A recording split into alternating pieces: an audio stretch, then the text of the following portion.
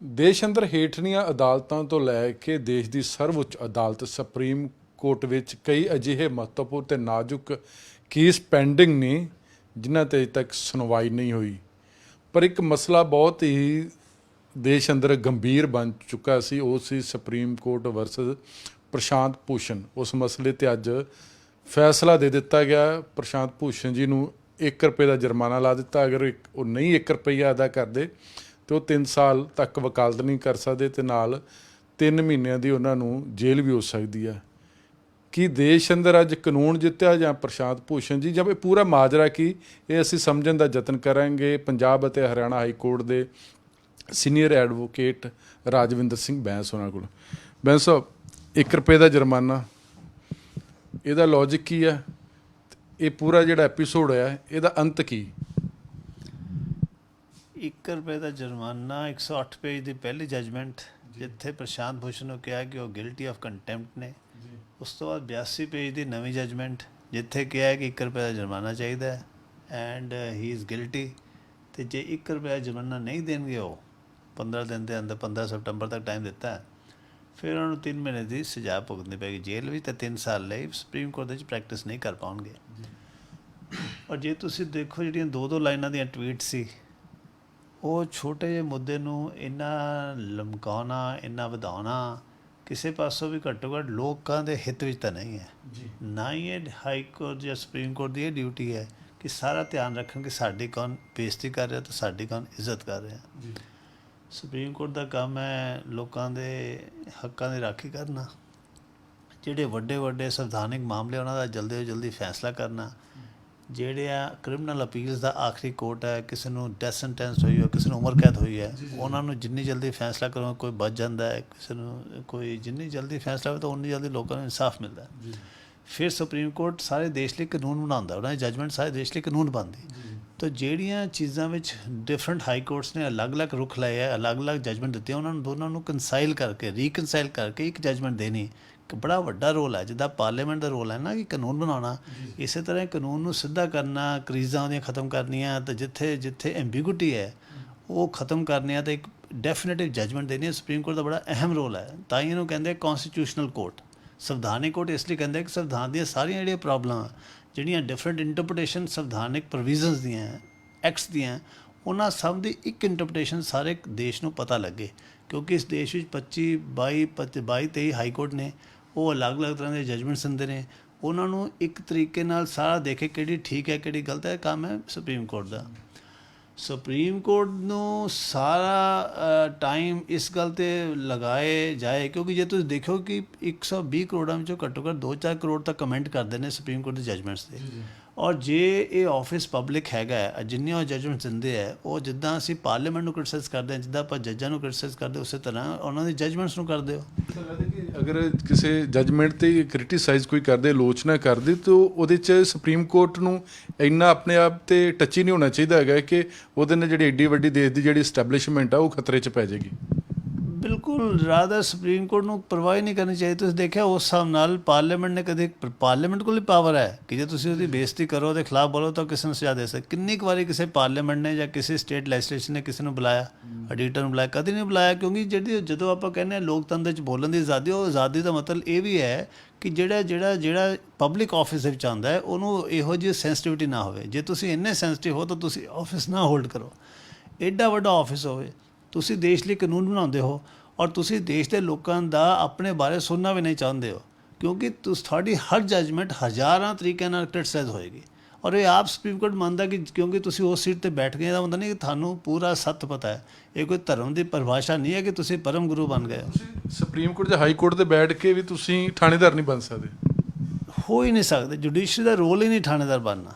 Judiciary ਦਾ role ਹੀ ਨਹੀਂ ਹੈ ਕਿ ਕੋਈ ਜਲਦਬਾਜ਼ੀ ਕਰਨੀ। ਜੁਡੀਸ਼ਰੀ ਦਾ ਇਹ ਬਿਲਕੁਲ ਰੋਲ ਹੀ ਨਹੀਂ ਹੈ ਕਿ ਲੋਕਾਂ ਨੂੰ ਉਸ ਤਰ੍ਹਾਂ ਆਪਣੇ ਚਲਾਉਣਾ ਜਿਸ ਤਰ੍ਹਾਂ ਕਿ ਤੁਸੀਂ ਮੇਰੀ ਈਗੋ। ਹਾਲਾਂਕਿ ਇਸ ਜੱਜਮੈਂਟ 'ਚ ਸ਼ਬਦ ਆਇਆ ਕਿ ਜੀ ਪ੍ਰਸ਼ਾਂਤ ਭੂਸ਼ਣ ਨੇ ਆਪਣੀ ਈਗੋ ਕਰਕੇ ਮਾफ़ੀ ਨਹੀਂ ਮੰਗੀ, ਮਗਰ ਕਈ ਵਾਰੀ ਤੁਹਾਨੂੰ ਮਾफ़ੀ ਨਹੀਂ ਮੰਗਣੀ ਪੈਂਦੀ ਕਿਉਂਕਿ ਇੰਨਾ ਵੱਡਾ ਕੌਂਸਟੀਟਿਊਸ਼ਨਲ ਸਵਾਲ ਖੜ੍ਹਾ ਹੁੰਦਾ ਦੇਸ਼ ਅੱਗੇ।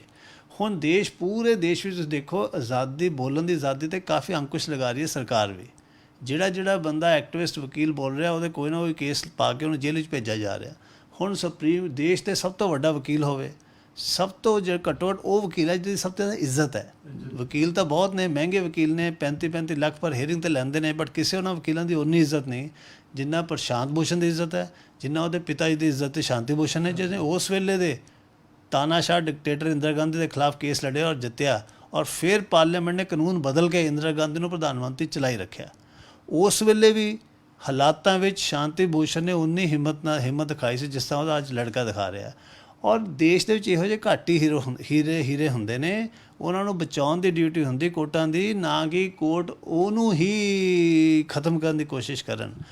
ਦੋ ਟਵੀਟ ਸੁਪਰੀਮ ਕੋਰਟ ਤੋਂ ਤੇ ਭਾਰੀ ਨਹੀਂ ਸੀ ਹੈਗੇ ਨਾ, ਕਿ ਜਿੰਨਾ ਐਡਾ ਵੱਡਾ ਇਸ਼ੂ ਬਣਾਤਾ। ਕਹਿੰਦੇ 1885 ਦੇ ਵਿੱਚ ਕਿਸੇ ਨਿਊਜ਼ਪੇਪਰ ਦੇ ਵਿੱਚ ਇੰਗਲੈਂਡ 'ਚ 2 ਜਸਟਿਸ ਦੀ ਫੋਟੋ ਉਲਟੀ ਲੱਗ ਗਈ ਹੈਗੀ, ਤੇ ਉਹ ਕਹਿੰਦੇ ਸਾਡੇ ਕੋਲ ਇੰਨਾ ਟਾਈਮ ਨਹੀਂ ਹੈਗਾ, ਸਾਡੇ ਤੋਂ ਕੋਈ ਟਿੱਪਣੀਆਂ ਕਰਦੇ, ਸਾਡਾ ਇਹ ਨਹੀਂ ਕੰਮ ਹੈਗਾ, ਅਸੀਂ ਤਾਂ ਇਨਸਾਫ ਦੇਣਾ। ਜੇ ਤੁਸੀਂ ਹਰ ਆਵਾਜ਼ ਬੰਦ ਕਰਨਾ ਚਾਹੋਗੇ ਤਾਂ ਸੁਪਰੀਮ ਕੋਰਟ ਕੋਲ ਹੋਰ ਕੋਈ ਬਚੇਗਾ ਹੀ ਨਹੀਂ। ਸਾਰਾ ਦਿਨ ਸੁਪਰੀਮ ਕੋਰਟ ਕੰਟੈਂਪਟ ਹੀ ਸੁਣੇਗਾ, ਤਾਂ ਸਾਰੀਆਂ ਜੇਲ੍ਹਾਂ ਭਰ ਜਾਣਗੀਆਂ। ਹੁਣ ਇਸੇ ਪ੍ਰਸ਼ਾਂਤ ਦੇ ਮਾਮਲੇ 'ਚ ਉਹਨੇ ਤਾਂ 2 ਟਵੀਟ ਕੀਤੀਆਂ, ਬਟ ਹਜ਼ਾਰਾਂ ਲੱਖਾਂ ਟਵੀਟ ਲੋਕਾਂ ਨੇ ਸੁਪਰੀਮ ਕੋਰਟ ਦੇ ਖਿਲਾਫ ਕੀਤੀਆਂ। ਸੁਪਰੀਮ ਕੋਰਟ ਨੂੰ ਭੁੱਲਣਾ ਪਿਆ ਕੀ ਕਰਦਾ, ਕਿਉਂਕਿ ਤੁਸੀਂ ਇੱਕ ਬੰਦੇ ਨੂੰ 1 ਰੁਪਏ ਦੀ ਸਜ਼ਾ ਦੇਣ ਲਈ ਤੁਹਾਨੂੰ ਇੰਨਾ ਟਾਈਮ ਲਗਾਉਣਾ ਪਏ, ਤੁਹਾਨੂੰ ਕੋਈ 20-25 ਦਿਨ ਖਰਾਬ ਕਰਨੇ ਪੈਣ, ਜਿਹਨਾਂ ਦਿਨਾਂ ਦੇ ਵਿੱਚ ਬਹੁਤ ਅਹਿਮ ਮਾਮਲੇ ਕੋਰਟ ਦੇ ਅੱਗੇ ਪੈਂਡਿੰਗ ਹੈ ਔਰ ਉਹ ਫੈਸਲੇ ਹੋ ਸਕਦੇ ਸੀ। ਕਸ਼ਮੀਰ ਦੀ ਸਿਵਲ ਲਿਬਰਟੀ ਦਾ ਕਿੱਡਾ ਵੱਡਾ ਮਾਮਲਾ ਹੈ, ਮੁਲਕ ਦਾ ਉੱਥੇ ਪੂਰੀ ਆਸਥਾ ਖੜੀ ਹੈ, ਉਹਨਾਂ ਦੀ ਇੰਟਰਨੈਟ ਦਾ ਕਿੱਡਾ ਵੱਡਾ ਮਾਮਲਾ ਹੈ, ਤੁਹਾਡੇ ਫੰਡਾਮੈਂਟਲ ਰਾਈਟ ਸਸਪੈਂਡਡ ਨੇ। ਉਹਨਾਂ ਹਾਲਾਤਾਂ ਵਿੱਚ ਤੁਸੀਂ ਇਹੋ ਜਿਹੀ ਬੇਤੁਕੀ ਗੱਲ ਚੁੱਕ ਲਓ ਤਾਂ ਇਹਦਾ ਮਤਲਬ ਹੈ ਕਿ ਤੁਹਾਨੂੰ ਪਤਾ ਹੀ ਨਹੀਂ ਕਿ ਦੇਸ਼ ਵਿੱਚ ਕੀ ਹੋ ਰਿਹਾ, ਤੁਹਾਨੂੰ ਇਹ ਵੀ ਨਹੀਂ ਪਤਾ ਕਿ ਦੇਸ਼ ਦੇ ਵਿੱਚ ਕਿਹੜੀਆਂ ਅਹਿਮ ਮਾਮਲੇ ਨੇ ਜਿਹੜੇ ਲੋਕਾਂ ਦੀ ਜ਼ਿੰਦਗੀ ਇਫੈਕਟ ਕਰ ਰਹੇ ਨੇ। ਪਿੱਛੇ ਜੀ ਕਈ ਕੇਸ ਇੱਦਾਂ ਦੇ ਗਏ, ਤੁਸੀਂ ਵਾਚ ਕੀਤੇ ਹੋਣਗੇ, ਕਿ ਇਹ ਐਮਰਜੈਂਸੀ ਕੇਸ ਨਹੀਂ ਹੈਗਾ ਜੀ। ਬਿਲਕੁਲ, ਸਾਡੇ ਹਾਈ ਕੋਰਟ ਵਿੱਚ ਸਾਨੂੰ ਇੱਕ ਪ੍ਰੋਟੈਸਟ ਕਰਨੀ ਪੈ ਰਹੀ ਹੈ। ਸਾਨੂੰ ਸੁਪਰੀਮ ਕੋਰਟ ਵਿੱਚ ਕਹਿਣਾ ਪੈਂਦਾ ਕਿ ਕੇਸ ਨੂੰ ਪਹਿਲਾਂ ਪਾਉਣ ਲਈ ਤੁਹਾਨੂੰ ਮੈਂਸ਼ਨ ਕਰਨਾ ਪੈਂਦਾ, ਕਿ ਦੱਸਣਾ ਪੈਂਦਾ ਅਰਜੈਂਸੀ। ਲੋਕਾਂ ਦਾ ਸਿੱਧਾ ਕੋਰਟ ਵਿੱਚ ਜਾਣ ਦਾ ਹੱਕ ਵੀ ਕਾਫੀ ਕਰਟੇਲ ਹੋ ਚੁੱਕਾ ਹੈ, ਕਾਫੀ ਘੱਟ ਚੁੱਕਾ ਹੈ, ਕਿਉਂਕਿ ਤੁਸੀਂ ਸਿੱਧਾ ਕੇਸ ਹੀ ਨਹੀਂ ਫਾਈਲ ਕਰ ਸਕਦੇ। ਬਾਅਦ ਵਿੱਚ ਸੁਣਵਾਈ ਹੋ ਕੇ ਉਹਨੂੰ ਡਿਸਮਿਸ ਕਰੋ, ਜੋ ਮਰਜ਼ੀ ਫੈਸਲਾ, ਉਹ ਅਲੱਗ ਚੀਜ਼ ਹੈ। ਇੱਕ ਹੁੰਦਾ ਲੋਕਾਂ ਦਾ ਹੱਕ ਕਿ ਮੇਰੀ ਕੋਈ ਦੁੱਖ ਹੈ, ਮੇਰੀ ਕੋਈ ਗਰੀਵੈਂਸ ਹੈ, ਮੈਂ ਕੋਰਟ ਵਿੱਚ ਪਟੀਸ਼ਨ ਦਾ ਪਾ ਸਕਾਂ, ਐਪਲੀਕੇਸ਼ਨ ਦੇ ਸਕਾਂ। ਉਹ ਜਿਹੜਾ ਰਸਤਾ ਹੈ, ਜਿਹੜਾ ਉਹ ਦਰਵਾਜ਼ਾ ਜਿਹੜਾ ਹਮੇਸ਼ਾ ਹੀ ਖੁੱਲ੍ਹੇ ਸੀ 70 ਸਾਲ ਤੋਂ, ਉਹ ਵੀ ਅੱਜ ਬੰਦ ਕੀਤੇ ਗਏ ਨੇ। ਬਹਾਨਾ ਚਾਹੇ ਬਿਮਾਰੀ ਦਾ ਹੈ, ਬਹਾਨਾ ਜਿਹੜਾ ਮਰਜ਼ੀ ਹੋਵੇ, ਬਟ ਅਸਲ ਗੱਲ ਇਹ ਹੈ ਕਿ ਉਹ ਰਸਤੇ ਬੰਦ ਕੀਤੇ ਗਏ ਨੇ। ਉਹਨਾਂ ਹਾਲਾਤਾਂ ਦੇ ਵਿੱਚ ਜਦੋਂ ਕਿ ਇੰਨੇ ਘੱਟ ਤਰੀਕੇ ਨਾਲ, ਇੰਨੇ ਰਿਸਟ੍ਰਿਕਟਡ ਤਰੀਕੇ ਨਾਲ ਸੁਪਰੀਮ ਕੋਰਟ ਕੰਮ ਕਰ ਰਿਹਾ ਹੋਵੇ, ਉਹਨਾਂ ਹਾਲਾਤਾਂ ਵਿੱਚ ਤੁਸੀਂ ਆਪਣੀ ਸਾਰੀ એનર્ਜੀ ਇਸ ਚੀਜ਼ ਵਿੱਚ ਲਾ ਦਿਓ ਕਿ ਇੱਕ ਜਿਹੜਾ ਵਕੀਲ ਹੈ, ਪੁਰਾਣਾ ਵਕੀਲ ਹੈ, 35 ਸਾਲ ਦੀ ਸਟੈਂਡਿੰਗ ਹੈ, 40 ਸਾਲ ਦੀ ਸਟੈਂਡਿੰਗ ਹੈ, ਜਿਹੜੀ ਇੰਨੀ ਲੰਬੀ ਹਿਸਟਰੀ ਹੈ ਇਸ ਦੇਸ਼ ਦੀ ਆਜ਼ਾਦੀ ਬਚਾਉਣ ਲਈ, ਜਿਸ ਪਰਿਵਾਰ ਦੀ, ਉਹਨੂੰ ਤੁਸੀਂ ਕਿਹਾ ਕਿ ਤੁਸੀਂ 4 ਸ਼ਬਦ ਜਾਂ 2 ਲਾਈਨਾਂ ਕੋਈ ਟਵੀਟ ਕਰਤੀਆਂ, ਔਰ ਉਹ ਟਵੀਟ ਵੀ ਕੋਈ ਪਰਸਨਲ ਨਹੀਂ ਸੀ, ਟਵੀਟ ਵੀ ਬੜੀ ਸਿੰਪਲ ਜਿਹੀ ਕਮੈਂਟ ਸੀ, ਜਿਹੜਾ ਕਿ ਆਮ ਬੰਦਾ ਸਟਰੀਟ 'ਤੇ ਕਰਦਾ ਹੀ ਰਹਿੰਦਾ ਹੈ। ਕੀ ਵੱਡੀ ਗੱਲ ਹੋ ਗਈ ਕਿ ਚੀਫ ਜਸਟਿਸ ਮੋਟਰਸਾਈਕਲ 'ਤੇ ਬੈਠਾ ਹੈ, ਨਹੀਂ ਬੈਠਾ, ਦੱਸੋ ਇਹਦੀ ਕੀ ਗੱਲ ਹੈ। ਮਗਰ ਅਸਲੀ ਗੱਲ ਤਾਂ ਸੀ ਕਿ ਜਿਹੜੇ ਲਾਕਡਾਊਨ ਦੇ ਖਿਲਾਫ ਸਾਰੇ ਹੀ ਵਕੀਲ ਬੋਲਦੇ ਨੇ। ਲਾਕਡਾਊਨ, ਕੋਰਟਾਂ ਦਾ ਬੰਦ ਹੋਣਾ ਸਾਰੇ ਹੀ ਲੋਕਾਂ ਨੂੰ ਇਫੈਕਟ ਕਰ ਰਿਹਾ ਹੈ, ਔਰ ਇਹ ਇਕੱਲਾ ਪ੍ਰਸ਼ਾਂਤ ਭੂਸ਼ਣ ਨਹੀਂ ਬੋਲਿਆ, ਹਜ਼ਾਰਾਂ ਟਵੀਟਸ ਇਸ ਇਸ਼ੂ 'ਤੇ ਆਈਆਂ। ਮਗਰ ਉਹ ਜਾਂ ਤਾਂ ਤੁਸੀਂ ਉਹ ਹੁੰਦਾ ਕਿ ਕਾਮ ਨਾ ਹੋਣਾ ਹੈ, ਉਹਨੂੰ ਇੱਕ ਟੰਗਣਾ ਤਾਂ ਕਿ ਬਾਕੀ ਸ਼ਾਇਦ ਚੁੱਪ ਹੋ ਜਾਣ, ਮਗਰ ਇਸ ਕੇਸ ਨੇ ਦੱਸਿਆ ਕਿ ਕੋਈ ਚੁੱਪ ਨਹੀਂ ਹੋ ਸਕਿਆ। ਤੁਸੀਂ ਐਂਡ ਉਹਨਾਂ ਨੇ ਆਪ ਵੀ ਉਸ ਤੋਂ ਬਾਅਦ ਜਿਹੜੀ ਦੂਜੀ ਜਜਮੈਂਟ ਹੈ, ਬੜੀ ਮਾਈਲਡ ਟੋਨ ਡਾਊਨ ਜਜਮੈਂਟ ਹੈ ਸੁਪਰੀਮ ਕੋਰਟ ਦੀ। ਉਹਨਾਂ ਨੂੰ ਲੱਗਦਾ ਆਪ ਵੀ ਉਹਨਾਂ ਨੂੰ ਮਹਿਸੂਸ ਹੋਇਆ ਕਿ ਉਹਨਾਂ ਨੇ ਕੋਈ ਚੀਜ਼ ਓਵਰਡੂ ਕਰਤੀ। ਔਰ ਸਭ ਤੋਂ ਅਜੀਬ ਗੱਲ ਹੈ ਕਿ ਜਿਹੜਾ ਜੱਜ ਉਦੋਂ ਸਜ਼ਾ ਦੇਵੇ ਜਦੋਂ ਕਿ ਰਿਟਾਇਰ ਹੋਣ ਵਾਲਾ ਹੈ, ਉਹ ਹਮੇਸ਼ਾ ਹੀ ਇਹਦੇ ਬਾਰੇ ਬਹੁਤ ਸਵਾਲ ਖੜੇ ਕੀਤੇ ਜਾਂਦੇ ਨੇ। ਅਕਸਰ ਕਿਹਾ ਜਾਂਦਾ ਕਿ ਜੱਜ ਜਦੋਂ ਰਿਟਾਇਰਮੈਂਟ ਦੇ ਨੇੜੇ ਹੁੰਦਾ ਤਾਂ ਉਹਦੀ ਜਜਮੈਂਟਾਂ ਵਿੱਚ ਫਰਕ ਪੈਣ ਲੱਗ ਪੈਂਦਾ ਹੈ। ਜਿੱਦਾਂ ਜੱਜ ਰਿਟਾਇਰਮੈਂਟ ਤੋਂ ਬਾਅਦ ਦੂਜੀਆਂ ਪੋਸਟਾਂ ਲੈਣ ਲੱਗ ਪਏ ਨੇ ਖੁੱਲ੍ਹਮ, ਉਸ ਤੋਂ ਬਾਅਦ ਤੁਸੀਂ ਸੋਚਦੇ ਕਿ ਲੋਕ ਇਹ ਗੱਲਾਂ 'ਤੇ ਸਵਾਲ ਵੀ ਨਾ ਕਰਨ।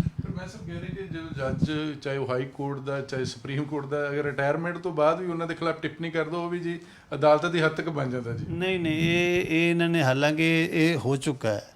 ਜਸਟਿਸ ਕੁਲਦੀਪ ਸਿੰਘ ਜਦੋਂ ਕਮਿਸ਼ਨ ਆਫ ਇਨਕੁਆਇਰੀ ਬੈਠਾ ਸੀ, ਉਹਦੇ ਖਿਲਾਫ ਬੜਾ ਕੁਝ ਬੋਲਿਆ ਸੀ, ਤਾਂ ਉਦੋਂ ਕੰਟੈਂਪਟ ਕੋਰਟ ਨੇ, ਸੁਪਰੀਮ ਕੋਰਟ ਨੇ ਕਿਹਾ ਸੀ ਕਿ ਰਿਟਾਇਰਡ ਜੱਜ ਨੂੰ ਟਿੱਪਣੀ ਕੀਤੀ ਜਾ ਸਕਦੀ ਹੈ, ਉਹ ਉਸ ਤਰ੍ਹਾਂ ਕੰਟੈਂਪਟ ਨਹੀਂ ਬਣਦਾ। ਹਾਲਾਂਕਿ ਸਵਾਲ ਇਸ ਕੇਸ ਵਿੱਚ ਦੁਬਾਰਾ ਖੋਲ੍ਹ ਦਿੱਤਾ ਗਿਆ, ਕਿਉਂਕਿ ਇਹਨਾਂ ਨੂੰ ਪਤਾ ਕਿ ਅਸੀਂ ਫਿਰ ਰਿਟਾਇਰ ਹੋਣਾ, ਫਿਰ ਲੋਕ ਬੋਲਣਗੇ ਜਿਹੜੇ ਜਦ ਤੱਕ ਤੁਸੀਂ ਕੋਰਟ ਵਿੱਚ ਸ਼ਾਇਦ ਲੋਕ ਨਾ ਬੋਲਦੇ ਹੋਣ, ਔਰ ਜਦੋਂ ਤੁਸੀਂ ਰਿਟਾਇਰ ਹੋ ਜਾਓਗੇ ਉਦੋਂ ਫਿਰ ਬੋਲਣਗੇ। ਉਸ ਚੀਜ਼ ਨੂੰ ਕਵਰ ਅਪ ਕਰਨ ਲਈ ਜਿਹੜਾ ਉਹਨਾਂ ਨੇ ਕੌਂਸਟੀਟਿਊਸ਼ਨਲ ਪੀਠ ਬਣਾਈ ਹੈ, ਉਹਦੇ ਵਿੱਚ ਸਵਾਲ ਸ਼ਾਇਦ ਦੁਬਾਰਾ ਰੇਜ਼ ਹੋਏ। ਅਦਰਵਾਈਜ਼ ਸੁਪਰੀਮ ਕੋਰਟ ਨੇ ਫੈਸਲਾ ਦੇ ਚੁੱਕਾ ਹੈ ਕਿ ਜਦੋਂ ਜੱਜ ਰਿਟਾਇਰ ਹੁੰਦਾ, ਉਹਨੂੰ ਕ੍ਰਿਟਿਸਾਈਜ਼ ਕਰਨਾ, ਉਹਦੇ ਬਾਰੇ ਪਰਸਨਲ ਕਮੈਂਟ ਕਰਨਾ, ਡੈਫੇਮੇਸ਼ਨ ਹੋ ਸਕਦੀ ਹੈ, ਉਹ ਆਪਣਾ ਦਾਅਵਾ ਕਰ ਸਕਦਾ ਹੈ, ਬਟ ਉਹ ਕੰਟੈਂਪਟ ਨਹੀਂ ਹੋ ਸਕਦੀ, ਕਿਉਂਕਿ ਉਹ ਇਸ ਵੇਲੇ ਸੁਪਰੀਮ ਕੋਰਟ ਦੀ ਉਸ ਤਰ੍ਹਾਂ ਦਾ ਜੱਜ ਹੈ ਹੀ ਨਹੀਂ ਹੈ। ਅਸੀਂ ਹੋਰ ਕਹਿ ਰਹੇ ਜੇ ਦੇਸ਼ ਦੇ ਅੰਦਰ ਸੰਵਿਧਾਨ ਸਰਵਉੱਚ ਆ, ਜਿੱਦਾਂ ਗੱਲਾਂ ਆਈਆਂ, ਪਰ ਕਹਿੰਦੇ ਕਿ ਉਸ ਉੱਪਰ ਤੇ ਫਿਰ ਨਾਗਰਿਕ ਆ ਜਿਹਦੀ ਰੱਖਿਆ ਕਰਨ ਵਾਸਤੇ ਸੰਵਿਧਾਨ ਬਣਾਇਆ ਗਿਆ। ਤਾਂ ਤੁਹਾਨੂੰ ਲੱਗਦਾ ਹੈ ਕਿ ਇਹ ਜਿਹੜਾ ਕੋਈ ਨਾ ਕੋਈ ਇਹਦੇ ਨਾਲ ਕਿਸੇ ਹੋਰ ਵੀ ਪਾਰਟੀ ਦਾ ਜਾਂ ਮਸਲਾ ਵਿੱਚ ਹੋਵੇ ਜਾਂ ਕੋਈ ਇਦਾਂ ਦੀ ਕੋਈ ਧਿਰ ਹੋਵੇ ਜੀ, ਜਿਹੜਾ ਇੰਨੇ 25 ਦਿਨ ਸੁਪਰੀਮ ਕੋਰਟ ਦੇ ਵੀ ਕਿਸੇ ਚੰਗੇ ਕੰਮ ਨਹੀਂ ਲੱਗੇ ਜੀ? ਦੇਖੋ, ਜਿਹੜੀ ਇਸ ਮੁਲਕ ਵਿੱਚ ਨਾ ਇੱਕ ਤਾਂ ਥਿਊਰੀ ਹੁੰਦੀ ਹਰ ਚੀਜ਼ ਦੀ, ਥਿਊਰੀ ਹਰ ਧਰਮ ਦੇ ਵਿੱਚ ਦੇਖ ਲਓ, ਤੁਸੀਂ ਪੋਲੀਟਿਕਸ ਵਿੱਚ ਦੇਖ ਲਓ, ਇੱਕ ਤਾਂ ਥਿਊਰੀ ਹੁੰਦੀ, ਸ਼ਬਦਾਂ ਦਾ ਜਾਲ ਹੁੰਦਾ ਹੈ, ਜਿਹਦੇ ਹਿਸਾਬ ਤੇ ਤੁਸੀਂ ਆਪਣੇ ਆਪ ਨੂੰ ਲੈਜੀਟੀਮੇਟ ਕਰਦੇ ਹੋ, ਜਸਟੀਫਾਈ ਕਰਦੇ ਹੋ। ਉਸ ਹਿਸਾਬ ਨਾਲ ਤੁਸੀਂ ਹਮੇਸ਼ਾ ਕਹਿੰਦੇ ਹੋ ਕਿ ਜਿਹੜਾ ਸੁਪਰੀਮ ਕੋਰਟ ਆ ਉਹ ਨਿਊਟਰਲ ਹੈ, ਉਹਦਾ ਕੋਈ ਲੈਣਾ ਦੇਣਾ ਨਹੀਂ ਹੈ, ਅਪੋਲੀਟੀਕਲ ਹੈ, ਪੋਲੀਟਿਕਸ ਦਾ ਇਹਦਾ ਕੋਈ ਲੈਣਾ ਦੇਣਾ ਨਹੀਂ, ਇਹਨਾਂ ਦਾ ਕੰਮ ਹੈ ਇਹ ਕੌਨਸਟੀਟਿਊਸ਼ਨਲ ਕੋਰਟ ਹੈ ਲੋਕਾਂ ਦੇ ਹੱਕਾਂ ਦੀ ਰਖਵਾਲੀ ਕਰਨਾ। ਮਗਰ ਅਸੀਂ ਬਾਰ-ਬਾਰ ਦੇਖਿਆ ਕਿ ਜਿੱਥੇ ਇੱਥੇ ਸਰਕਾਰ ਲੋਕਾਂ ਦੇ ਹੱਕਾਂ 'ਤੇ ਜ਼ਿਆਦਾ ਵੱਡਾ ਹਮਲਾ ਕਰਦੀ ਹੈ, ਉਸ ਵੇਲੇ ਜਦੋਂ ਸੁਪਰੀਮ ਕੋਰਟ ਔਰ ਕੋਰਟਾਂ ਦੀ ਸਭ ਤੋਂ ਜ਼ਿਆਦਾ ਲੋੜ ਹੁੰਦੀ, ਉਦੋਂ ਹੀ ਇਹ ਆਪਣੀ ਡਿਊਟੀ ਪਰਫਾਰਮ ਨਹੀਂ ਕਰ ਪਾਉਂਦੇ। ਕਿੱਡਾ ਵੱਡਾ ਹਮਲਾ ਸੀ ਐਮਰਜੈਂਸੀ, ਸਾਰਾ ਕੁਝ ਸਸਪੈਂਡ ਕਰਤਾ, ਸੁਪਰੀਮ ਕੋਰਟ ਨੇ ਉੱਤੇ ਮੋਹਰ ਲਾਤੀ। ਕਿੱਡਾ ਵੱਡਾ ਹਮਲਾ ਹੁਣ ਹੋ ਰਿਹਾ ਕਿ ਤੁਹਾਡੇ ਸਾਰੇ ਐਕਟਿਵਿਸਟ ਜਿਹੜੇ ਵੀ ਬੋਲਦੇ ਨੇ, ਜਿਹੜੇ ਵੀ ਦਲਿਤਾਂ ਲਈ ਬੋਲਦੇ ਨੇ, ਨੈਕਸਟ ਰਾਈਟਸ ਦੇ ਹੱਕ ਵਿੱਚ ਬੋਲਦੇ ਨੇ, ਸਿਰਫ ਬੋਲਦੇ ਨੇ, ਉਹਨਾਂ ਮਿਨੋਰਟੀਜ਼ ਦੇ ਹੱਕ ਵਿੱਚ ਬੋਲਦੇ ਨੇ, ਉਹਨਾਂ ਸਭ ਨੂੰ ਹੀ ਟੈਰਰਿਸਟ ਕਹਿ ਕੇ, ਖਤਰਨਾਕ ਆਤੰਕਵਾਦੀ ਕਹਿ ਕੇ ਜੇਲ੍ਹ ਵਿੱਚ ਢੱਕਿਆ ਹੋਇਆ। 2 ਸਾਲ ਤੋਂ ਦੇਸ਼ ਦੇ ਬਹੁਤ ਵੱਡੇ ਜਿਹੜੇ ਮੈਂ ਤਾਂ ਉਹਨਾਂ 9 ਹੀਰੇ ਕਹਾਂਗਾ ਜਿਹੜੇ ਜੇਲ੍ਹ ਵਿੱਚ ਬੈਠੇ ਨੇ, ਕਿਉਂਕਿ ਉਹਨਾਂ ਦੀ ਸਾਰੀ ਜ਼ਿੰਦਗੀ ਇੱਕ ਕਹਾਣੀ ਆ, ਪੂਰੀ ਡੈਡੀਕੇਸ਼ਨ ਦੀ ਇਹੋ ਜਿਹੇ ਬੰਦੇ ਘੱਟ ਪੈਦਾ ਹੁੰਦੇ ਕਿਸੇ ਵੀ ਦੇਸ਼ ਵਿੱਚ। ਉਹਨਾਂ ਬੰਦਿਆਂ ਨੂੰ ਚੰਗਾ ਦੇਸ਼ ਹਮੇਸ਼ਾ ਪ੍ਰੋਟੈਕਟ ਕਰਦਾ, ਕਿਉਂਕਿ ਉਹੀ ਇੱਕ ਹੁੰਦੀ ਜਿਹੜੀ ਆਤਮਾ ਦੀ ਆਵਾਜ਼, ਜਿਹੜੇ ਸਾਰੇ ਪਾਵਰ ਦੇ ਅੱਗੇ, ਅਥਾਰਟੀ ਦੇ ਅੱਗੇ ਰੱਖਦੇ ਨੇ ਕਿ ਲੋਕ ਤੁਹਾਡੇ ਬਾਰੇ ਇਹ ਸੋਚ ਰਹੇ ਨੇ, ਥੋੜ੍ਹਾ ਬਦਲੋ, ਥੋੜ੍ਹਾ ਚੇਂਜ ਕਰੋ, ਥੋੜ੍ਹਾ ਚੰਗੇ ਬਣੋ। ਉਹਨਾਂ ਹਾਲਾਤਾਂ ਵਿੱਚ ਸੁਪਰੀਮ ਕੋਰਟ ਇਹਨਾਂ ਬੰਦਿਆਂ ਨੂੰ ਜੇ ਪ੍ਰੋਟੈਕਟ ਨਹੀਂ ਕਰ ਪਾ ਰਹੀ, ਔਰ ਅਸੀਂ ਦੇਖਿਆ ਕਿ ਜਿੱਥੇ ਇੱਥੇ ਲਿਬਰਟੀ ਐਂਡ ਪ੍ਰੋਪਰਟੀ ਦੀ ਗੱਲ ਆਉਂਦੀ ਹੈ, ਲਿਬਰਟੀ ਦੇ ਹੱਕ ਵਿੱਚ ਸੁਪਰੀਮ ਕੋਰਟ ਨੇ ਹਮੇਸ਼ਾ ਹੀ ਪਿਛਲੇ 10-12 ਸਾਲ ਤੋਂ ਲਿਬਰਟੀ ਦੇ ਹੱਕ ਵਿੱਚ ਬਹੁਤ ਘੱਟ ਜੱਜਮੈਂਟ ਆਈਆਂ। ਪਹਿਲੀਆਂ ਜੱਜਮੈਂਟ ਤਾਂ ਵੱਡੇ ਅਦਾਨੀ ਔਰ ਰਿਲਾਇੰਸ ਦੇ ਹੱਕ ਵਿੱਚ ਹੀ ਆਈਆਂ। ਇਹੀ ਜੱਜ ਨੇ ਘੱਟੋ ਘੱਟ ਪਿਛਲੇ ਵਿੱਚ 7 ਜੂਨ 2014 ਵਿੱਚ ਐਲੀਵੇਟ ਹੋਇਆ ਜਸਟਿਸ ਅਰੁਣ ਮਿਸ਼ਰਾ, ਉਹਨਾਂ ਨੇ 6 ਜੱਜਮੈਂਟਸ ਘੱਟੋ ਘੱਟ ਅਦਾਨੀ ਦੇ ਹੱਕ ਵਿੱਚ ਦਿੱਤੀਆਂ। 7ਵੀਂ ਜੱਜਮੈਂਟ ਰਿਜ਼ਰਵ ਸੀ, ਹੁਣ ਆਈ ਹੋਏਗੀ। ਤੋ ਇਹਨਾਂ ਹਾਲਾਤਾਂ ਦੇ ਜਦੋਂ ਲੋਕਾਂ ਨੂੰ ਹੁਣ ਲੋਕਾਂ ਦੀ ਪਰਸੈਪਸ਼ਨ ਹੈ, ਸੱਚ ਕੀ ਹੈ, ਸੱਚ ਹਮੇਸ਼ਾ ਰਿਲੇਟਿਵ ਹੁੰਦਾ ਹੈ, ਮਗਰ ਸੱਚ ਹਮੇਸ਼ਾ ਉਸ ਦੇ ਹਾਲਾਤਾਂ ਦੇ ਹਿਸਾਬ ਨਾਲ ਰੈਲੇਵੈਂਟ ਹੁੰਦਾ, ਉਸੇ ਹਿਸਾਬ ਨਾਲ ਜੱਜ ਲੋਕ ਬੋਲਦੇ ਨੇ, ਉਸੇ ਹਿਸਾਬ ਨਾਲ ਆਪਾਂ ਕਹਿੰਦੇ ਕੌਨਸਟੀਟਿਊਸ਼ਨਲ ਸਟਰਗਲ। ਜੇ ਤੁਸੀਂ ਬੋਲਣ ਦਾ ਹੱਕ ਲੈ ਲਓਗੇ ਤਾਂ ਕੋਈ ਸੰਭਾਵਨਾ ਨਹੀਂ ਬਚਦੀ ਬਦਲਾਵ ਦੀ, ਚੇਂਜ ਦੀ। ਔਰ ਜਦੋਂ ਕੋਈ ਤੁਸੀਂ ਬੋਲ ਕੇ ਚੇਂਜ ਨਹੀਂ ਲਿਆ ਸਕਦੇ, ਜਦੋਂ ਇਕੱਠੇ ਹੋ ਕੇ ਤੁਸੀਂ ਪੀਸਫੁਲ ਪ੍ਰੋਟੈਸਟ ਨਾਲ ਚੇਂਜ ਨਹੀਂ ਲਿਆ ਸਕਦੇ, ਤਾਂ ਉਹਦਾ ਆਲਟਰਨੇਟਿਵ ਉਹੀ ਹੈ ਜਿਹਨੂੰ ਆਪਾਂ ਕਹਿੰਦੇ ਇਨਕਲਾਬ, ਜਾਂ ਜਿਹਨੂੰ ਕਹਿੰਦੇ ਆਰਮ ਸਟਰਗਲ, ਜਿਹਨੂੰ ਆਪਾਂ ਕਹਿੰਦੇ ਹਾਂ ਕਿ ਆਤੰਕਵਾਦ ਵੀ ਕਿਹਾ ਜਾਂਦਾ ਹੈ। ਤੁਸੀਂ ਜੇ ਚਾਹੁੰਦੇ ਹੋ ਕਿ ਦੇਸ਼ ਵਾਕਿਆ ਹੀ ਪੀਸਫੁਲ ਤਰੀਕੇ ਨਾਲ, ਐਡਾ ਵੱਡਾ ਦੇਸ਼ ਹੈ, ਇੰਨੀਆਂ ਵੱਡੀਆਂ ਦੀ ਡਾਇਵਰਸਿਟੀਜ਼ ਹੈ, ਪੀਸਫੁਲ ਤਰੀਕੇ ਨਾਲ ਕਿਸੇ ਦਿਸ਼ਾ ਵੱਲ ਵਧੇ, ਤਾਂ ਇਹ ਆਜ਼ਾਦੀ ਦੇਣੀ ਤਾਂ ਦੇਸ਼ ਦੀ ਬੁਨਿਆਦ ਹੈ।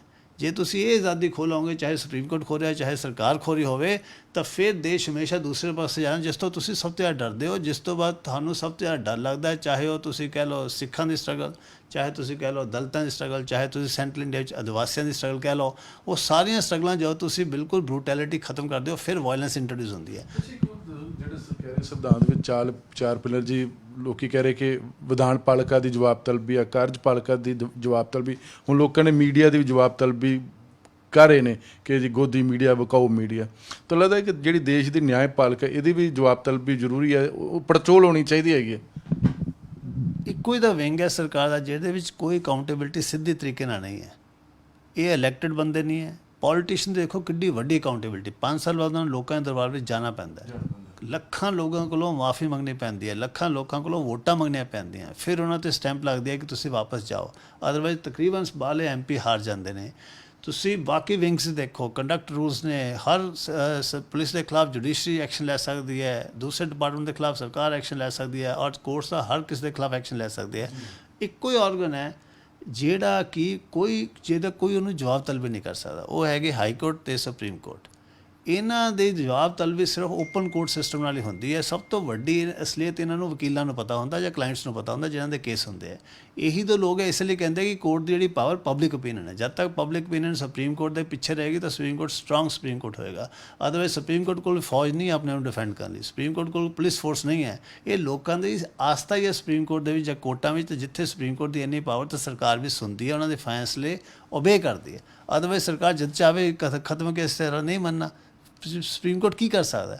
ਇਹ ਸਿਰਫ ਸਰਕਾਰ ਨੂੰ ਵੀ ਲੱਗਦਾ ਕਿ ਸਾਰੇ ਲੋਕਾਂ ਦੀ ਇੰਨਾ ਵਿਸ਼ਵਾਸ ਹੈ ਇਸ ਕੋਰਟ ਸਿਸਟਮ ਦੇ ਵਿੱਚ, ਇਸੇ ਕਰਕੇ ਉਹਨਾਂ ਦਾ ਕਹਿਣਾ ਮੰਨਦੀ ਹੈ, ਉਹਨਾਂ ਦੀ ਜਜਮੈਂਟਸ ਨੂੰ ਆਨਰ ਕਰਦੀ ਹੈ। ਅੱਛਾ, ਬਹੁਤ ਜ਼ਿਆਦਾ ਲੋਕਾਂ ਦਾ ਅੱਜ ਵੀ ਆਸਥਾ ਸਾਨੂੰ ਇਨਸਾਫ ਮਿਲੂਗਾ, ਹਾਈ ਕੋਰਟ ਨਹੀਂ ਮਿਲੂ, ਸੁਪਰੀਮ ਕੋਰਟ 'ਤੇ ਮਿਲੂਗਾ। ਤੁਹਾਨੂੰ ਲੱਗਦਾ ਐਡੀ ਵੱਡੀ ਸਾਡੇ ਕੋਲ ਇੱਕ ਵੱਡੀ ਪ੍ਰਣਾਲੀ ਹੈਗੀ ਹੈ, ਅਤੇ ਇੱਦਾਂ ਦੇ ਅਗਰ ਟਵੀਟ ਇੱਕ ਹੋ ਜਾਂਦਾ, ਦੋ ਹੋ ਜਾਂਦਾ, ਜਾਂ ਤੁਸੀਂ ਗੱਲ ਕੀਤੀ ਜਾਂ ਮੈਂ ਕੀਤੀ ਜਾਂ ਹੋਰ ਕਿਸੇ ਨੇ ਕੀਤੀ ਹੈਗੀ, ਉਹਦੇ 'ਚ ਕੋਰਟ ਨੂੰ ਇੰਨਾ ਸਟਰੋਂਗਲੀ ਲੈਣਾ ਚਾਹੀਦਾ, ਲਾਈਟਲੀ ਲੈਣਾ ਚਾਹੀਦਾ, ਬਹੁਤ ਜ਼ਿਆਦਾ ਲਿਬਰਲ ਹੋਣਾ ਚਾਹੀਦਾ। ਦੇਖੋ, ਹਮੇਸ਼ਾ ਹੀ ਜਿਹੜਾ ਹੁੰਦਾ ਛੋਟਾ ਬੰਦਾ ਉਹ ਜ਼ਿਆਦਾ ਸੈਂਸਿਟਿਵ ਹੁੰਦਾ, ਜਿਹਨੂੰ ਕਹਿੰਦੇ ਆਪਾਂ ਟੱਚੀ, ਉਹ ਹਰ ਗੱਲ 'ਤੇ ਚਿੜਦਾ ਹੈ। ਔਰ ਇਸੇ ਕਰਕੇ ਜਦੋਂ ਇੰਨੇ ਹਾਈਐਸਟ ਕੋਰਟ ਨੂੰ ਕ੍ਰਿਟਿਸਿਜ਼ਮ ਤਾਂ ਇੱਕ ਵੈਲਕਮ ਕਰਨਾ ਚਾਹੀਦਾ, ਔਰ ਇਹ ਬਾਰ-ਬਾਰ ਜਜਮੈਂਟ ਵਿੱਚ ਲਿਖਿਆ ਹੈ ਕਿ ਅਸੀਂ ਵੀ ਵੈਲਕਮ ਕ੍ਰਿਟਿਸਿਜ਼ਮ ਜੇ ਤੁਸੀਂ ਵੈਲਕਮ ਕਰਦੇ ਹੋ ਤਾਂ ਫਿਰ ਇਹ ਟਵੀਟ ਨੇ ਕੀ ਕੀਤਾ ਹੈ? ਟਵੀਟ ਨੇ ਤਾਂ ਇਹੀ ਕੀਤਾ ਹੈ ਕਿ ਪਿਛਲੇ 6 ਸਾਲ ਤੋਂ ਸੁਪਰੀਮ ਕੋਰਟ ਦਾ ਜਿਹੜਾ ਰੋਲ ਹੈ, ਜਦੋਂ ਇਤਿਹਾਸ ਲਿਖਿਆ ਜਾਏਗਾ ਤਾਂ ਉਹ ਕੋਈ ਚੰਗਾ ਨਹੀਂ ਕਰਿਆ ਜਾਏਗਾ। ਔਰ ਇਹ ਅੱਜ ਕਹਿ ਰਹੇ ਲੋਕ, ਇਤਿਹਾਸ ਤਾਂ ਬਾਅਦ 'ਚ ਕਹੇਗਾ, ਬਟ ਅੱਜ ਹਜ਼ਾਰਾਂ ਲੋਕ ਪ੍ਰਸ਼ਾਂਤ ਭੂਸ਼ਣ ਦੇ ਸਪੋਰਟ ਵਿੱਚ ਇਹੀ ਸ਼ਬਦ ਬਾਰ-ਬਾਰ ਦੁਹਰਾਇਆ। ਜਿਹੜੇ ਟਵੀਟ ਨੂੰ ਕਿਸੇ ਨੇ ਪੜ੍ਹਨਾ ਨਹੀਂ ਸੀ ਜਾਂ ਕਿਸੇ ਨੇ ਸੁਣਿਆ ਨਹੀਂ ਸੀ, ਮੈਂ ਵੀ ਇਹ ਟਵੀਟ ਨੂੰ ਸੁਣਿਆ ਨਹੀਂ ਸੀ, ਇਹ ਤਾਂ ਜਦੋਂ ਦਾ ਰੌਲਾ ਪਿਆ ਤਾਂ ਅਸੀਂ ਵੀ ਦੇਖਿਆ ਕਿ ਕਿਹੜਾ ਟਵੀਟ ਐਸਾ ਹੈ, ਫਿਰ ਲੋਕਾਂ ਅਸੀਂ ਵੀ ਬੋਲਿਆ। ਮਗਰ ਇਹ ਟਵੀਟ ਜਿਹੜਾ ਕਿ ਉੱਦਾਂ ਹੀ ਦਬ ਜਾਣਾ ਸੀ ਇੰਨੀ ਵੱਡੀ ਇਨਫੋਰਮੇਸ਼ਨ ਦੇ ਵਿੱਚ, ਉਹ ਟਵੀਟ ਸੁਪਰੀਮ ਕੋਰਟ ਨੇ ਹਮੇਸ਼ਾ ਲਈ ਇਤਿਹਾਸ ਦੇ ਫਰੰਟ ਪੰਨੇ 'ਤੇ ਲਾਤਾ, ਔਰ ਉਹ ਟਵੀਟ ਹਮੇਸ਼ਾ ਹੀ ਕੰਡੈਮ ਕਰੇਗਾ ਇਸ ਜਜਮੈਂਟ ਨੂੰ ਵੀ। ਉਹ ਇਤਿਹਾਸ ਵਿੱਚ ਲਿਖਿਆ ਹੀ ਜਾਏਗਾ ਕਿ ਜਦੋਂ ਲੋਕਾਂ ਨੂੰ ਲੋੜ ਸੀ ਸੁਪਰੀਮ ਕੋਰਟ ਦੀ, ਉਸ ਵੇਲੇ ਦੂਜੀ ਵਾਰ ਹਿੰਦੁਸਤਾਨੀ ਸੁਪਰੀਮ ਕੋਰਟ ਨੇ ਲੋਕਾਂ ਨੂੰ ਸਹਾਰਾ ਨਹੀਂ ਦਿੱਤਾ, ਲੋਕਾਂ ਦੇ ਹੱਕਾਂ ਦੀ ਰਾਖੀ ਨਹੀਂ ਕੀਤੀ, ਔਰ ਦੂਸਰੀ ਵਾਰ ਇੱਕ ਦੁਬਾਰਾ ਕੁਐਸਚਨ ਮਾਰਕ ਲੱਗੇਗਾ ਸੁਪਰੀਮ ਕੋਰਟ ਦੀ ਫੰਕਸ਼ਨਿੰਗ 'ਤੇ, ਦੁਬਾਰਾ ਕੋਈ ਪਾਰਲੀਮੈਂਟ ਬਣੀ ਤਾਂ ਫਿਰ ਇਸ ਦੇ ਉੱਤੇ ਕੋਈ ਹੋਰ ਡਿਸਪਲਿਨ ਅਥਾਰਟੀ ਬਿਠਾਏਗੀ। ਲੱਗਦਾ ਕਿ ਪ੍ਰਸ਼ਾਂਤ ਭੂਸ਼ਣ ਦਾ ਜਾਂ ਟਵੀਟ ਜਾਂ ਹੋਰ ਕੋਈ ਅਗਰ ਟਿੱਪਣੀ ਕਰਦਾ ਹੈਗਾ ਤਾਂ ਉਹਨੂੰ ਸੁਪਰੀਮ ਕੋਰਟ ਨੂੰ ਤੇ ਇੱਦਾਂ ਦੀ ਗੱਲਾਂ 'ਤੇ ਤਵੱਜੋ ਦੇਣ ਦੀ ਲੋੜ ਨਹੀਂ ਹੈ। ਸੁਪਰੀਮ ਕੋਰਟ ਪਹਿਲੀ ਇੰਨੀ ਜ਼ਿਆਦਾ ਸਟਰੋਂਗ ਆ, ਮਜ਼ਬੂਤ ਆ, ਉਹਨਾਂ ਨੂੰ ਤਾਂ ਹੋਰ ਮਜ਼ਬੂਤੀ ਵਾਸਤੇ ਹੋਰ ਤਰ੍ਹਾਂ ਦੇ ਕਦਮ ਚੁੱਕਣ ਦੀ ਲੋੜ ਹੈ, ਨਾ ਕਿ ਟਵੀਟਾਂ ਤੋਂ ਡਰਨ ਤੋਂ। ਜੀ ਦੇਖੋ, ਸੰਵਿਧਾਨ ਨੇ ਕਿੰਨੀ ਪ੍ਰੋਟੈਕਸ਼ਨ ਦਿੱਤੀ ਹੈ ਇੱਕ ਹਾਈ ਕੋਰਟ ਦੇ ਜੱਜ ਕੋਲ ਜਾਂ ਹਾਈ ਕੋਰਟ ਦਾ ਸੁਪਰੀਮ ਕੋਰਟ ਦੇ ਜੱਜ ਕੋਲ। ਤੁਹਾਡੀ ਸਭ ਤੋਂ ਜ਼ਿਆਦਾ ਤੁਹਾਨੂੰ ਪ੍ਰੋਟੈਕਸ਼ਨ ਹੈ ਕੌਨਸਟੀਟਿਊਸ਼ਨਲ ਪ੍ਰੋਟੈਕਸ਼ਨ। ਤੁਹਾਨੂੰ ਈਵਨ ਛੁੱਟੀ ਮੰਗਣ ਲਈ ਵੀ ਕਿਸੇ ਨੂੰ ਕਹਿਣਾ ਨਹੀਂ ਪੈਂਦਾ, ਤੁਹਾਨੂੰ ਇਨਫੋਰਮ ਕਰਨਾ ਪੈਂਦਾ ਹੈ। ਤੁਹਾਡਾ ਟਾਈਮਿੰਗ, ਤੁਹਾਡਾ ਆਪਣਾ ਸੈਲਫ ਡਿਸਪਲਿਨ ਹੈ। ਤੁਸੀਂ ਅੱਜ ਕਿੰਨੇ ਕੇਸ ਕਰਨੇ ਆ ਉਹ ਤੁਹਾਡੀ ਮਰਜ਼ੀ ਹੈ।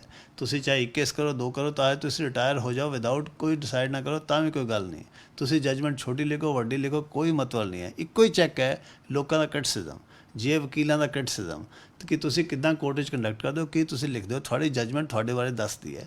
ਔਰ ਜਿਹੜਾ ਮਿਹਨਤੀ ਜੱਜ ਹੈ ਉਹ ਜਜਮੈਂਟ ਹਮੇਸ਼ਾ ਲਈ ਇਤਿਹਾਸ ਦੇ ਵਿੱਚ ਸੋਹਣੇ ਲਿਟਰੇਚਰ ਬਣ ਜਾਂਦਾ, ਲੀਗਲ ਲਿਟਰੇਚਰ ਬਣ ਜਾਂਦਾ। ਜਿਹੜੀਆਂ ਮਾੜੇ ਜਜਮੈਂਟਸ ਹੈ ਉਹ ਨਾਲ ਦੇ ਡਿਸਕਾਰਡ ਹੋ ਜਾਂਦੇ, ਡਸਟਬਿਨ ਚਲੇ ਜਾਂਦੀਆਂ। ਇਹ ਤੁਸੀਂ ਕਹਿ ਲਓ ਵੱਡਾ ਰਿਵਾਰਡ ਵੀ ਹੈ, ਵੱਡੀ ਪਨਿਸ਼ਮੈਂਟ ਵੀ ਹੈ। ਤਾਂ ਉਹ ਵਿੰਗ ਜਿਹਦਾ ਕਿ ਕੋਈ ਅਕਾਊਂਟੇਬਿਲਿਟੀ ਨਾ ਲਿਖੀ ਹੋਵੇ ਸੰਵਿਧਾਨ ਨੇ, ਉਹ ਅਲਟੀਮੇਟਲੀ ਅਕਾਊਂਟੇਬਲ ਹੁੰਦਾ ਲੋਕਾਂ ਦੇ ਸਾਹਮਣੇ। ਔਰ ਲੋਕਾਂ ਦੇ ਸਾਹਮਣੇ ਲੋਕਾਂ ਦੇ ਕ੍ਰਿਟਿਸਿਜ਼ਮ ਨੂੰ ਸਹਾਰਨਾ ਸਿੱਖੋ, ਲੋਕਾਂ ਦੇ ਕ੍ਰਿਟਿਸਿਜ਼ਮ ਨੂੰ ਸੁਣਨਾ ਦੇਖੋ। ਔਰ ਲੋਕਾਂ ਦਾ ਵਿੱਚ ਜਿਹੜਾ ਵਿੰਗ ਹੈਗਾ ਲਾਇਰਸ, ਉਹ ਸਭ ਤੋਂ ਜ਼ਿਆਦਾ ਸੁਪਰੀਮ ਕੋਰਟਸ ਨੂੰ ਜਾਣਦੇ ਨੇ। ਹੋਰ ਕੋਈ ਵਿੰਗ, ਸਰਕਾਰ ਵੀ ਸੁਪਰੀਮ ਕੋਰਟ ਨੂੰ ਜਾਂ ਕੋਰਟਾਂ ਸਿਸਟਮ ਨਹੀਂ ਜਾਣਦਾ ਜਿੰਨਾ ਲਾਇਰ, ਜਿਹੜੇ ਹਰ ਰੋਜ਼ ਹੀ ਉੱਥੇ ਦੇਖਦੇ ਆ ਕੀ ਹੋ ਰਿਹਾ। ਜੇ ਉਹਨਾਂ ਨੂੰ ਲੱਗਦਾ ਕਿ ਕਰਪਸ਼ਨ ਹੋ ਰਹੀ ਹੈ ਤਾਂ ਉਹਨਾਂ ਨੂੰ ਸਭ ਤੋਂ ਪਹਿਲਾਂ ਪਤਾ ਲੱਗਦਾ।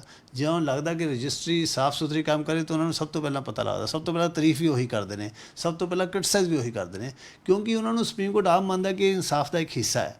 ਔਰ ਉਸੇ ਹਿੱਸੇ ਦੇ ਤੁਸੀਂ ਛੋਟੇ ਜਿਹੇ ਕ੍ਰਿਟਿਸਿਜ਼ਮ ਨੂੰ ਜੇ ਸੁਣ ਵੀ ਨਹੀਂ ਸਕਦੇ ਤਾਂ ਫਿਰ ਇਨਸਾਫ ਕਰਨ ਲਈ ਤਾਂ ਹੋਰ ਜ਼ਿਆਦਾ ਹਿੰਮਤ ਚਾਹੀਦੀ ਹੈ। ਤਾਂ ਇਸ ਕਰਕੇ ਲੋਕਾਂ ਦਾ ਫੇਥ ਘੱਟ ਜਾਂਦਾ ਹੈ ਜਦੋਂ ਸੁਪਰੀਮ ਕੋਰਟ ਜਾਂ ਕੋਈ ਵੀ ਕੋਰਟ ਜਾਂ ਕੋਈ ਅਥਾਰਟੀ ਵੀ ਬਹੁਤ ਜ਼ਿਆਦਾ ਓਵਰ ਸੈਂਸਿਟਿਵ ਹੋ ਜਾਂਦੇ ਕ੍ਰਿਟਿਸਿਜ਼ਮ 'ਤੇ। ਤਾਂ ਉਸ ਤੋਂ ਇਹੀ ਪਤਾ ਲੱਗਦਾ ਕਿ ਉਹ ਕਿਸ ਚੀਜ਼ ਨੂੰ ਛੁਪਾ ਰਹੇ ਨੇ, ਕਿਸੇ ਚੀਜ਼ ਨੂੰ ਉਹਨਾਂ ਨੂੰ ਜਾਂ ਕੋਈ ਬਿਮਾਰੀ 'ਚ ਵੜ ਗਈ ਹੈ ਜਿਹਨੂੰ ਆਪਾਂ ਕਹਿੰਦੇ ਇਨਫੀਰੀਅਰਿਟੀ ਕੰਪਲੈਕਸ।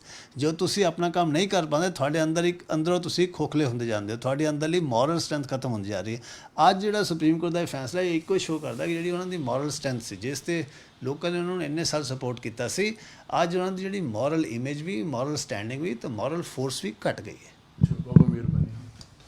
ਹਮੇਸ਼ਾ ਕਿਉਂਕਿ ਸਾਡੇ ਕੋਲ ਏਡੀ ਵੱਡੀ ਪ੍ਰਣਾਲੀ ਆ, ਹਰ ਇੱਕ ਨੂੰ ਹੁੰਦਾ ਹੈ ਕਿ ਮੈਂ ਤੈਨੂੰ ਕੋਰਟ 'ਚ ਜਾ ਕੇ ਦੇਖਾਂਗੇ, ਕਿਉਂਕਿ ਕੋਰਟ 'ਚ ਉਹਨੂੰ ਇਨਸਾਫ ਮਿਲ ਜਾਣਾ।